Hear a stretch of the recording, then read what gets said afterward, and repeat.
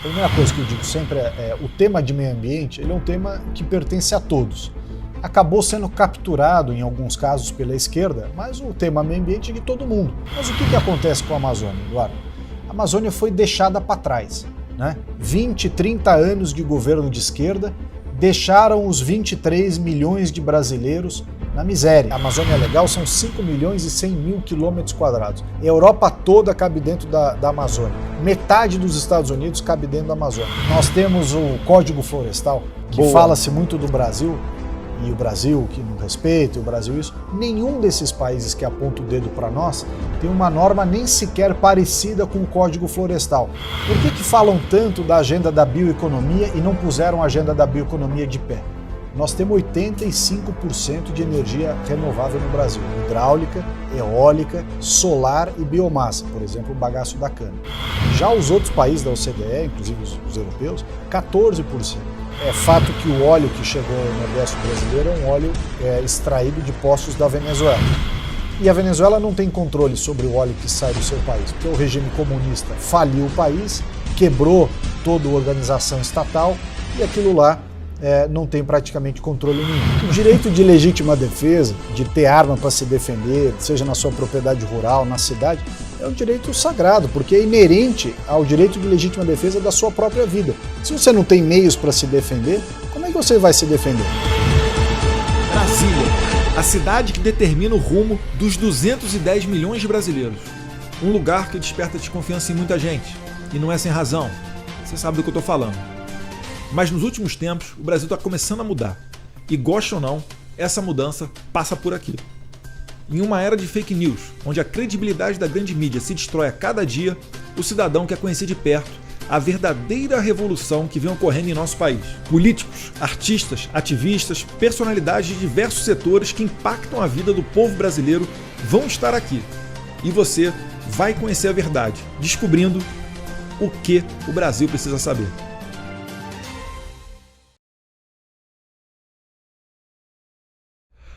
Fala pessoal, Brasil Precisa Saber tá com muita satisfação recebendo aqui uma pessoa que, na minha opinião, é referência na área dele. É o ministro do Meio Ambiente, Ricardo Salles. Como é que tá, ministro? Tudo bem? Tudo bem, Eduardo. Tranquilo?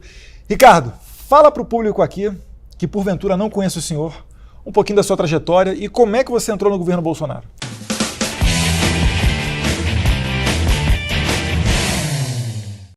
Bom, eu sou advogado, né? Fui secretário de Meio Ambiente no estado de São Paulo, fui secretário particular do governador, advoguei minha vida inteira e sempre gostei muito de política. Quando seu pai foi candidato a presidente, levantou todo o movimento liberal, os conservadores, a direita no Brasil, finalmente teve um candidato à altura. Eu fui candidato a deputado federal, fiquei na primeira suplência, e aí, no final das eleições, o pessoal do setor produtivo, indústria, o setor do agronegócio, vários setores, sugeriram, que naquela época seu pai tinha considerado a hipótese de extinguir o nome Ministério do Meio Ambiente, sugeriram, olha, não extingue, tem aqui uma pessoa que vai alinhar bem com o que ele pensa. E aí nós nos aproximamos. Porque na verdade o Ministério do Meio Ambiente sempre foi visto aqui como uma área de radicais, aquele pessoal até com o apelido carinhoso de ecochato, qualquer coisa travava a obra, embargava o progresso, não gerava emprego lá na ponta, enfim. E aí vem a primeira pergunta. O que é que mudou dos ministérios do meio ambiente anteriores ao do senhor, que agora conduz a pasta? Bom, a primeira coisa que eu digo sempre o tema de meio ambiente ele é um tema que pertence a todos. Acabou sendo capturado, em alguns casos, pela esquerda, mas o tema meio ambiente é de todo mundo. É de quem é do sul, do sudeste, do norte, do nordeste, do centro-oeste, de direita, de esquerda, liberais, conservadores, enfim. É um tema de todos. Qual é a grande diferença? A grande diferença está em como você preserva o meio ambiente. Nós, liberais, que temos uma visão de respeito ao direito de propriedade, temos uma visão de respeito a quem empreende, né, a quem toma risco, etc., temos a tendência natural de colocar regras de mercado, inclusive para preservação ambiental. Quando que a esquerda, historicamente, é assistencialismo, é distribuição de dinheiro do contribuinte para gente ligadas a eles politicamente. São projetos que muitas vezes não têm resultado prático, mas são colocados em marcha por uma questão só do politicamente correto. Nós não. É meta, é prazo, é colocar uma sistemática, respeitar as pessoas, quem produz, né, o direito de propriedade. Então, qual é a grande diferença deles para nós que eu vejo? Nós temos uma maneira de enxergar a questão ambiental que valoriza tanto ou mais do que eles, mas nós temos um caminho para chegar lá que respeita todas essas condições de mercado, de livre iniciativa e de direito de propriedade. E aí agora falando do tema mais sensível, a Amazônia. O que está acontecendo com a Amazônia? Está pegando ou não está pegando fogo? Estamos na época de seca, tem o risco real de um boicote dos europeus, enfim. Como é que está hoje em dia a questão da Amazônia, vamos dizer assim, na comunidade internacional, vai? Bom, primeiro lembrar que as questões sazonais acontecem todos os anos, até por isso que são questões sazonais. Então nós estamos no período seco, mais fogo esse ano lá no Pantanal, ano passado nós tivemos na borda da Amazônia uma série de focos de incêndio, que é diferente de queimadas, são critérios técnicos que diferem. Mas o que acontece com a Amazônia, Eduardo? A Amazônia foi deixada para trás, né? 20, 30 anos de governo de esquerda deixaram os 23 milhões de brasileiros na miséria. É a região mais rica do Brasil, a região mais rica em termos de recursos naturais, ouro, diamante, cassiterita, recursos florestais, biodiversidade, água doce, tudo tem na Amazônia. Então a região mais rica do Brasil, com uma população que tem o pior índice de desenvolvimento humano. O pior IDH do Brasil está na Amazônia. Eu achava que era o Nordeste. É pior do que o Nordeste. Então, veja só, vários ministros, inclusive que vêm da Amazônia, que sentaram aqui nessa cadeira de meio ambiente, não cuidaram das pessoas da Amazônia, do ser humano na Amazônia. E aí o que acontece? Uma pessoa que foi deixada para trás, sem oportunidade de emprego e renda, sem um nível de prosperidade econômica, aqui eu lembro até aquela frase que o Paulo Guedes usou, e o pessoal explorou muito contra ele, mas ele disse a verdade lá em Davos, no ano passado. Ele falou, olha, o pior inimigo do meio ambiente é a miséria, é a pobreza. E é o que acontece na Amazônia. As pessoas acabam sendo cooptadas por atividades ilegais, vão trabalhar em atividades ilegais porque não têm oportunidade de fazer as coisas corretamente. Então o nosso desafio é preservar a Amazônia através do desenvolvimento econômico sustentável, criar oportunidade para essas pessoas, fazer a regularização fundiária e não ficar rotulando a regularização fundiária de MP da grilagem ou coisa que o valha. Fazer também o zoneamento econômico-ecológico, para você saber, uma espécie de plano diretor da Amazônia, saber o que tem de recurso lá, como é que você utiliza, como é que expande eventualmente a infraestrutura, como é que cuida das cidades, o pagamento pelos serviços ambientais, ou seja, remunerar quem faz as coisas direito. Nós fizemos no governo, o governo do seu pai, o presidente Jair Bolsonaro, colocou de pé o programa Floresta a Mais, de pagamento pelos serviços ambientais, que é remunerar quem faz as coisas direito e não apenas fiscalizar. A agenda da bioeconomia, que é dar valor à biodiversidade da Amazônia, de novo, por que falam tanto da agenda da bioeconomia e não puseram a agenda da bioeconomia de pé? Por uma questão simples, porque não acreditam, não souberam atrair o capital privado, apoiar o pequeno empreendedor, né, financiar. O governo do presidente Jair Bolsonaro colocou de pé o Biodiversity Fund, com o USAID dos Estados Unidos, administrado pelo Altilha, 100 milhões de dólares para financiar pequenos empreendedores, mas não se trata de dar o dinheiro. Não estamos falando de filantropia, nós estamos falando de apoio ao empreendedor. Então, juros subsidiado, linhas com financiamento alongado, né? Você tem aí carência, mas por pequeno empreendedor que trabalha com a biodiversidade da Amazônia, poder investir no seu negócio, gerar emprego e com isso você melhorar a qualidade de vida da Amazônia como um todo. Isso sem falar no crédito de carbono de origem florestal, que fala-se muito de Acordo de Paris, mas quando o Brasil tenta vender o seu crédito de carbono em razão da floresta amazônica, que é super importante, a gente tem um mercado fechado em razão desse protecionismo que acontece lá. E diga-se de passagem, quantos por cento da Amazônia são preservados?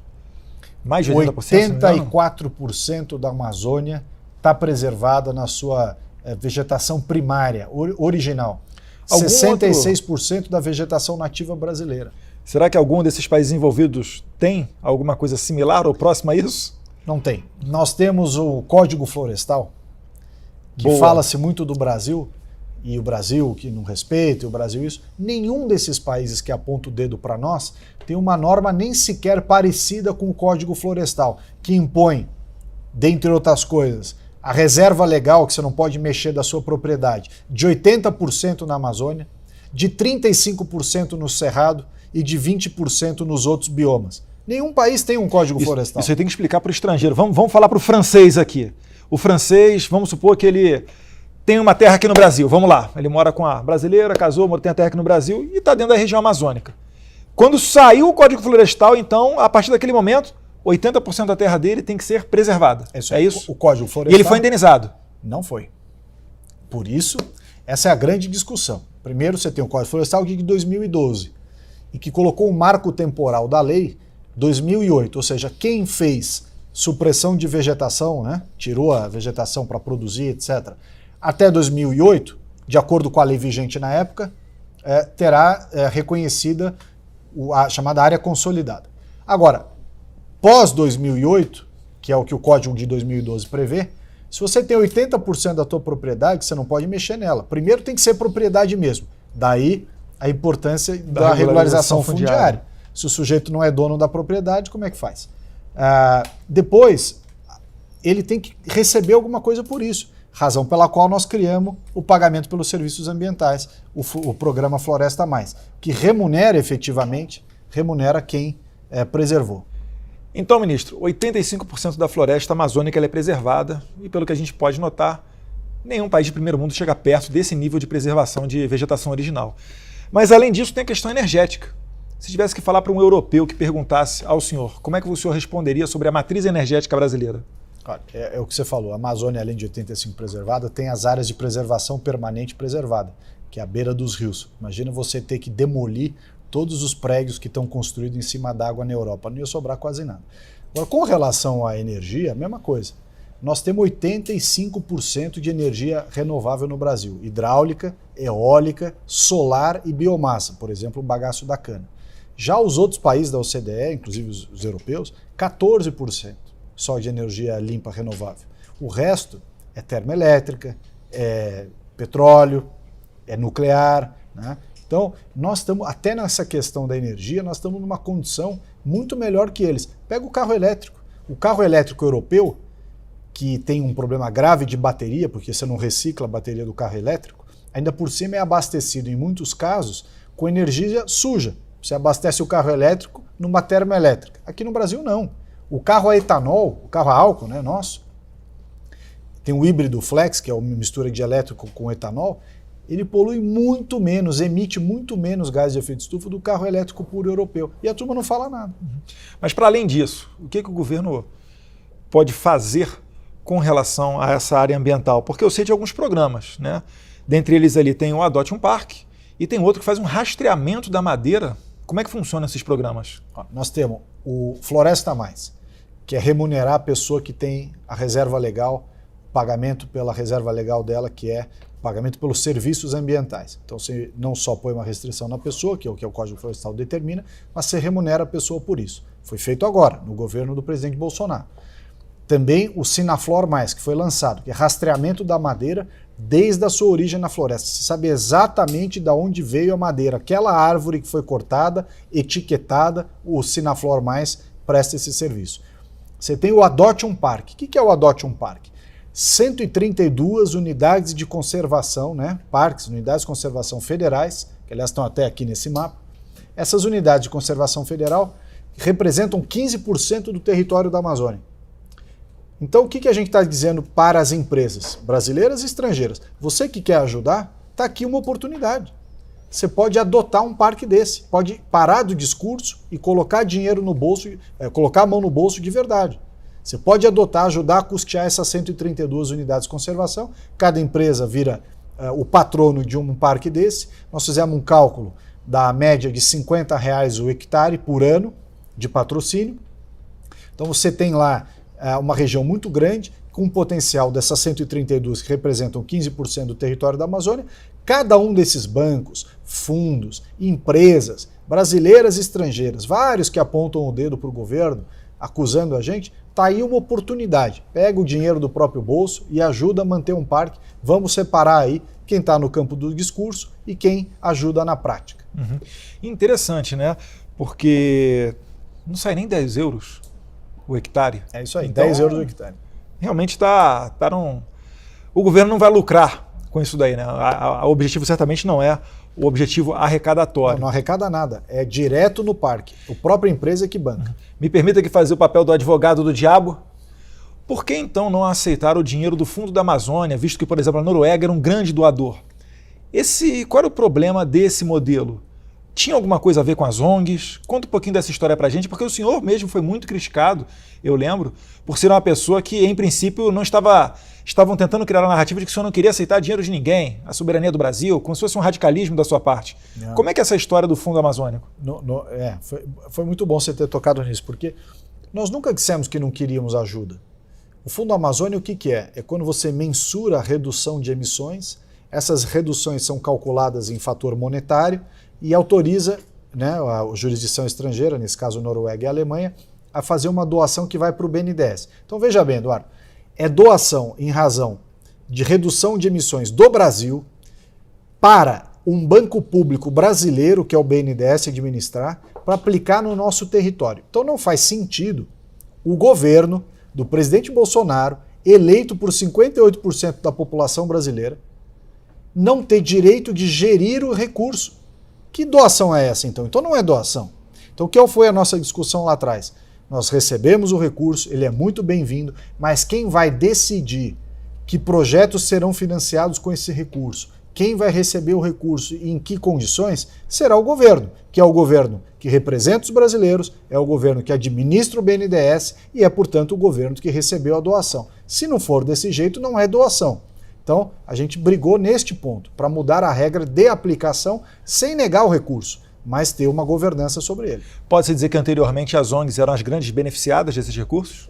O que aconteceu na Amazônia? Você tem 10 anos de financiamento de projetos, ou pesquisas, ou coisas que têm pouco ou nenhum resultado. Você financiou uma série de ações supostamente sem fins lucrativos, mas os funcionários dessas entidades estavam lá ganhando 10, 15, 20 mil reais de salário. Estavam recebendo para fazer projetos, mas qual foi o resultado prático disso? Projeto que consumiu 10 milhões, 15 milhões, 20 milhões, qual é o resultado prático? Então o que nós fizemos? Foi uma reflexão sobre a efetividade e constatando a importância de nós termos o desenvolvimento econômico sustentável da Amazônia. Para ter desenvolvimento sustentável da Amazônia, precisa ter investimento privado, no pequeno empreendedor, no médio empreendedor e até nos grandes empreendedores que vão lidar com a bioeconomia. Eu te pergunto, fala tanto da riqueza da biodiversidade da Amazônia, qual é o grande laboratório farmacêutico que está instalado na Amazônia? Brasileiro ou estrangeiro? Tanto faz. Nenhum. Qual é a grande empresa de cosmético, brasileira ou estrangeira, tanto faz, que está instalada na Amazônia? Nenhuma. Então significa que alguma coisa nessa questão de investimento em bioeconomia está errada e precisa ser ajustada. E precisa ser ajustada para atrair o capital privado. Entendi. Saideira de Amazônia, posso mandar ver? Claro. O que seria da Amazônia sem as Forças Armadas? Olha, essa discussão... Eu sei que é uma pergunta muito mais direcionada para o Ministério da Defesa, mas eu vou aproveitar aqui que a gente está falando de Amazônia. Não, mas é verdade. O Brasil é muito grande, né? A gente não pode esquecer que a Amazônia, metade do nosso território nacional, a Amazônia Legal são 5 milhões e 100 mil quilômetros quadrados. A Europa toda cabe dentro da Amazônia. Metade dos Estados Unidos cabe dentro da Amazônia. Uma região gigantesca de difícil acesso, não tem rodovia, ou você faz fluvial ou faz aéreo. Então o papel das Forças Armadas para manutenção e preservação desse território tem sido fundamental ao longo da história do Brasil. Quem é que tem capacidade de mobilidade, né, de se locomover na Amazônia com velocidade, com transporte de tropas para assegurar, por exemplo, a nossa fronteira, ou policiamento para entrada de drogas, ou até combate aos crimes ambientais?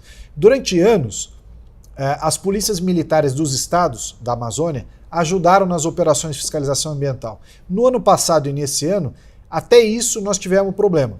Então, por questões de orçamento, de decisões políticas, o que quer que seja, o fato é que as polícias militares estaduais não deram o suporte que a gente precisava. Então, novamente, foi fundamental o decreto de garantia da lei da ordem que o presidente Bolsonaro assinou. No ano passado, nos meses de setembro e outubro, reduziram as queimadas, foi uma GLO específica para as queimadas, reduziu as queimadas nos últimos índices dos últimos 20 anos, os menores índices dos últimos 20 anos, e nesse ano, iniciado em 11 de maio, justamente para suprir essa falta de apoio de polícias militares nos estados, foi fundamental a GLO, junto com o IBAMA, junto com o ICMBio, junto com a Polícia Federal. Daí, pessoal, por isso que o nome desse programa aqui é O Brasil Precisa Saber, porque certamente muito do que o ministro está falando aqui você não viu nos grandes meios de comunicação. Mas saindo um pouquinho de Amazônia, indo para o Nordeste, ano passado teve um assunto desagradável, que foi aquela mancha de óleo que percorreu ali boa parte do Nordeste. De onde é que veio essa mancha de óleo? Eduardo, primeiro, é fato que o óleo que chegou ao Nordeste brasileiro é um óleo extraído de poços da Venezuela. E a Venezuela não tem controle sobre o óleo que sai do seu país, porque o regime comunista faliu o país, quebrou toda a organização estatal e aquilo lá não tem praticamente controle nenhum. O que aconteceu? O óleo venezuelano que saiu do país sem controle acabou atingindo, por alguma forma, a costa brasileira ao longo de 2 meses, aquele óleo foi chegando. As investigações apontaram para um navio de transporte de petróleo que teria deixado vazar a 600, 700 quilômetros da costa um volume grande de óleo num determinado período, uma data. Mas até agora, essa é uma investigação que segue sendo feita pela Marinha e pela Polícia Federal, com uma série de dificuldades, né? Porque você investigar um navio que viaja pelo mundo e que não respeita determinações da legislação brasileira, da justiça brasileira, então esse encerramento da investigação para ter certeza absoluta que foi aquele navio ainda não foi feito. O que nós sabemos é que o óleo é venezuelano e que ele foi chegando nas praias brasileiras durante aquele período de 2 meses. E agora a parte boa, saindo do óleo nas praias do Nordeste, indo para o marco do saneamento básico. O que a gente pode esperar desse marco do saneamento básico e por que ele foi tão celebrado pelas pessoas que realmente se importam com o meio ambiente? Veja que a questão ambiental... E olha que eu surfo, hein? Essa é uma demanda até que me trouxeram quando eu fui surfar lá em Maresias. E é correta essa demanda, porque mais de 80%, 87% em algumas regiões, 87%, 85% na média da população brasileira vive nas cidades. E vive nas cidades sem saneamento, 100 milhões de brasileiros não têm acesso a coleta e tratamento de esgoto, 35 milhões de brasileiros não têm água potável. Esse é o legado de descaso com o meio ambiente urbano, que diz respeito à saúde das pessoas. Esse é o descaso que a esquerda deixou para o governo do presidente. O que nós vimos? Que nesse período de pandemia, em que as pessoas ficaram confinadas nas suas casas, isso se mostrou ainda mais grave, porque ficou evidente como a falta de saneamento é relevante para a saúde das pessoas. Aliás, é um binômio, é saneamento e resíduo sólido, ou seja, lixo. O Brasil vive uma pandemia de má gestão do lixo, né, dos resíduos sólidos, sobretudo domiciliares, no Brasil todo. A esquerda que governou o país, inclusive o Ministério do Meio Ambiente, não ligou para avançar nem no saneamento e nem na gestão do lixo. Então você tem essa doença, 100 milhões de brasileiros sem saneamento, 35 milhões sem água potável, uma pandemia de lixões no território nacional todo, e foi justamente no governo do presidente Bolsonaro que se aprovou, com voto contrário da esquerda, a esquerda votou contra o marco do saneamento. Olha que barbaridade. Não fizeram enquanto estavam no poder e quando o governo do presidente faz, eles votam contra. Então, total descompromisso com a questão ambiental urbana, que diz respeito não só à contaminação de lençol freático e solo, mas também, evidentemente, com a saúde das pessoas. Não, realmente, PT, PCdoB, PSOL, esses partidos, não adianta. Se a pauta ali vem da presidência da República, eles já são de cara contrários, né? Isso sim, um verdadeiro radicalismo e uma verdadeira intolerância. Ministro, saindo um pouquinho de Amazônia, Nordeste, daqui a pouco a gente fecha o país inteiro aqui. Pantanal. Está sendo construída uma narrativa para tentar mobilizar, né, grandes produtores a até, quem sabe, fazer um boicote com relação às queimadas, que agora parecem atingir mais o Pantanal. Em que nível que essas queimadas estão e o que o governo está fazendo com relação ao Pantanal? Olha, Eduardo, as queimadas são importantes, nós estamos com dedicação, inclusive eu estive lá, seu pai esteve numa terça-feira, eu estive numa quinta, na mesma semana, ele foi a Corumbá, eu fui a Cuiabá, no Mato Grosso. Ele foi no Mato Grosso do Sul, eu fui ao Mato Grosso. O que está acontecendo? Tem muito fogo lá realmente no Pantanal, é verdade. E por quê? Por que esse fogo tomou essa proporção? É importante a sociedade entender. Existe uma medida chamada fogo frio, ou contrafogo, que é você colocar fogo propositalmente no período que não é o período seco, no período que tem chuvas, você queima propositalmente, programado, de maneira controlada, você queima determinadas regiões para diminuir a quantidade de massa orgânica, ou seja, folhas, galhos, capim seco, porque quando vem a queimada no período seco, realmente como agora, se você tiver menos massa orgânica, o fogo se propaga menos. O que aconteceu com o Pantanal? Eles estão há 2 anos sem fazer o fogo frio, que eles chamam lá, que é esse fogo preventivo, manejo preventivo do fogo. Por questões ideológicas, questões administrativas, não se permitiu lá no Pantanal que eles fizessem o manejo adequado do fogo no momento correto. Então juntou muito material orgânico e quando pega fogo de maneira descontrolada. O segundo aspecto que também foi chamado a nossa atenção lá, cada vez mais vem se perseguindo, vem indo contra a criação de gado solto no Pantanal. Só que é o gado solto que come o capim, que come o mato. Então diminui também essa massa orgânica. E você não deixar criar gado de maneira extensiva lá, também propiciou um aumento substancial desse material orgânico. E um terceiro ponto, aí muito relevante, que nós estamos mudando agora, é a permissão para você usar aquele material que é despejado junto com a água pelas aeronaves. É o chamado bloqueador de fogo, ou retardante. É um produto com uma composição muito parecida com o fertilizante e que multiplica por 5 a efetividade das aeronaves no combate ao fogo. E por uma questão ideológica, não se deixou utilizar o retardante de fogo. Mandou despejar só água. E a efetividade desses aviões só com água é 1/5 do que seria se tivéssemos o bloqueador de fogo. Até nisso atrapalha ali a questão ideológica, né? Muito. Sensacional como que aqui tem muito disso, né? Então tá aí um recado para você que acha que a vaquinha só solta o pum, que destrói a camada de ozônio, você que adora também criticar, mas curte um McDonald's, tá aí, ó, uma notícia que certamente você não sabia. O gado ajuda a reduzir essa massa que depois serve como combustível para as queimadas. Então, mais uma vez, os nossos fazendeiros ajudando a combater o fogo e a preservação do nosso meio ambiente. Mas, ministro, agora eu vou sair um pouquinho da sua área ambiental e vou entrar numa área que eu curto muito, que é a de armas de fogo. O senhor foi muito criticado quando saiu candidato em 2018 e acho que o número do senhor era alguma coisa relativa a um calibre de uma arma. Como é que era isso? 30 que até o próprio partido do senhor chegou a criticá-lo? O direito de legítima defesa, de ter arma para se defender, seja na sua propriedade rural, na cidade, é um direito sagrado, porque é inerente ao direito de legítima defesa da sua própria vida. Se você não tem meios para se defender, como é que você vai se defender?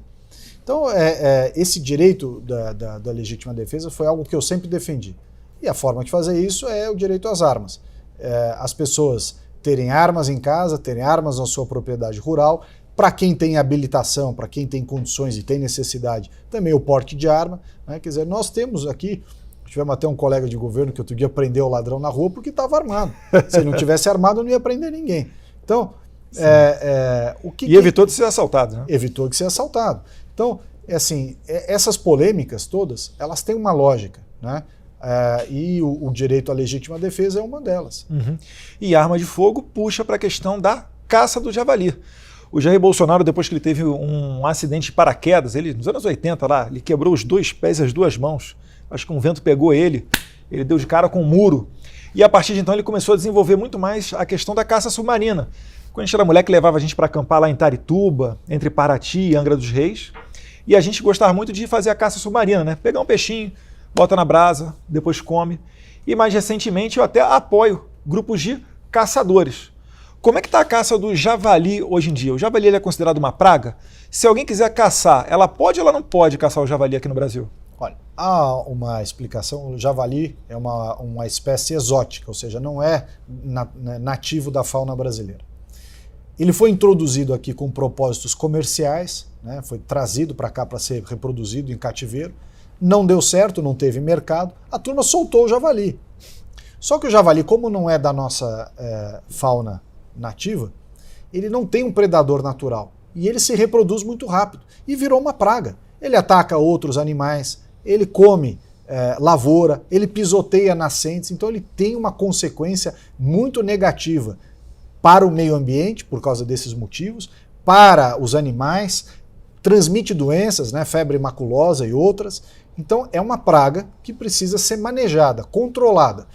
Quem vai fazer o controle? São as pessoas que fazem o manejo, ou seja, em outras palavras, a caça. Se você não caçar o javali, é um animal enorme, né? Ele não vai ser predado pelo habitat natural.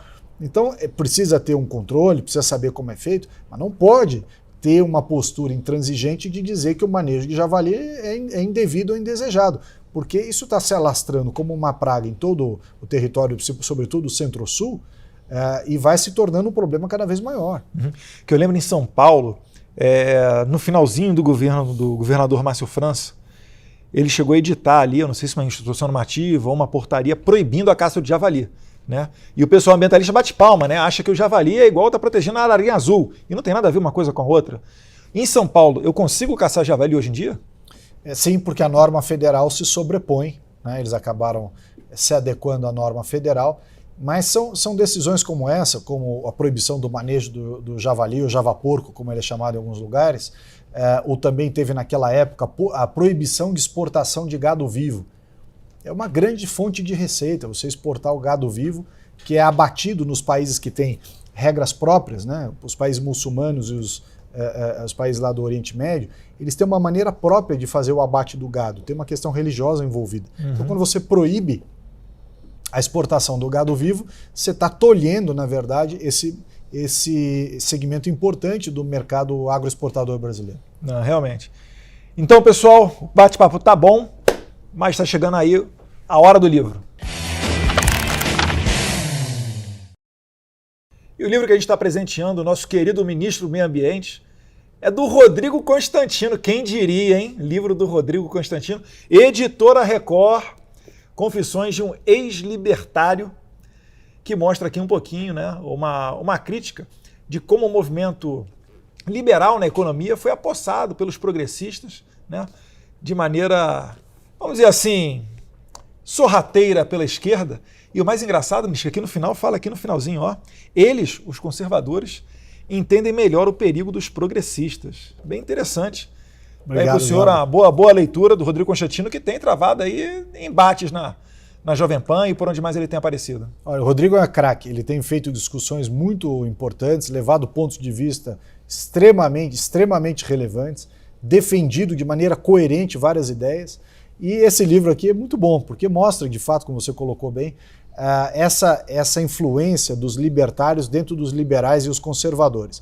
Eu que me classifico como um liberal na economia e um conservador nos costumes, também. Acho que exatamente, como você também, acho que essa questão dos libertários acabou confundindo muita gente. Né? Sofri isso várias vezes, aí, inclusive nessa última campanha eleitoral, essa mistura do libertário com o liberal. São coisas diferentes. Você pode ser conservador nos princípios, ter uma postura de direita no campo político e defender a agenda liberal na economia, diminuição do tamanho do Estado, a racionalidade e tudo mais. E é essa agenda que nós estamos avançando. Então, obrigado pelo presente, o Rodrigo é craque aqui, vou ler, fazer uma leitura voraz aqui. E diga-se de passagem, né, a única oportunidade que a gente está tendo das últimas décadas de ter um ministro da Economia liberal como Paulo Guedes é num governo do conservador Jair Bolsonaro. Né? É graças ao seu pai, o presidente Bolsonaro, que nós temos o Paulo Guedes. Tem um pessoal aí, mas o Paulo Guedes apesar do Bolsonaro. Não é apesar do Bolsonaro, não. É o Bolsonaro que apoiou o Paulo Guedes, que segura o Paulo Guedes, que dá força para a pauta liberal do Paulo Guedes e que tem o tato político para fazer valer a agenda liberal, que muitas vezes um liberal puro que nunca foi ao governo não tem. Então ali esses dois pontos importantes. A agenda técnica econômica liberal com a sensibilidade política, com a leitura da realidade brasileira. Você não pode desconectar uma coisa da outra. Ministro, para finalizar, queria que mandasse um recado aí para as pessoas que realmente são preocupadas com o meio ambiente e veem todos esses desafios do Brasil. Como o senhor falou, metade dos Estados Unidos, uma área equivalente da Europa, temos aqui na nossa região amazônica, um litoral com não sei quantos, 8 mil quilômetros de extensão, fronteira seca aqui com os nossos vizinhos, 17 mil quilômetros, enfim. Qual o recado que você dá para as pessoas que realmente, os brasileiros, que estão preocupados com o meio ambiente? Olha, nós temos no tema ambiental um grande valor. Todos os que gostam de mergulho, de vida no mar, como é o caso do seu pai, de vocês, valorizam o meio ambiente. Aqueles que são do agro, ligados ao agronegócio, dependem do meio ambiente para produzir. Os nossos povos, os irmãos brasileiros que estão da Amazônia, precisam de nós para prosperar, melhorar de vida e cuidar melhor do meio ambiente. Então, o tema meio ambiente, ele é importante no governo do presidente Bolsonaro. A forma que nós queremos defender o meio ambiente é levar prosperidade, precificar, cuidar, né? Trazer uma melhoria econômica para o setor do meio ambiente, seja na Amazônia, seja no Nordeste, seja no Sul, no Centro-Oeste, onde quer que seja. Sem aliar essas duas agendas, desenvolvimento econômico com sustentabilidade, para ter o desenvolvimento econômico sustentável, nós não vamos melhorar o nível de cuidado ambiental no Brasil. Perfeito. Ministro. Eduardo, obrigado. Muito obrigado. E vocês viram aí, né, pessoal? Uma coisa não exclui a outra. Dá para você ter desenvolvimento econômico com geração de empregos, preservando a questão ambiental. Beleza? Muito obrigado por vocês que assistiram. Sempre recordando para se inscrever no canal, ativar o sininho e até o próximo episódio aqui, porque aqui você sabe, né, que o Brasil precisa saber. Um abraço. Fiquem com Deus.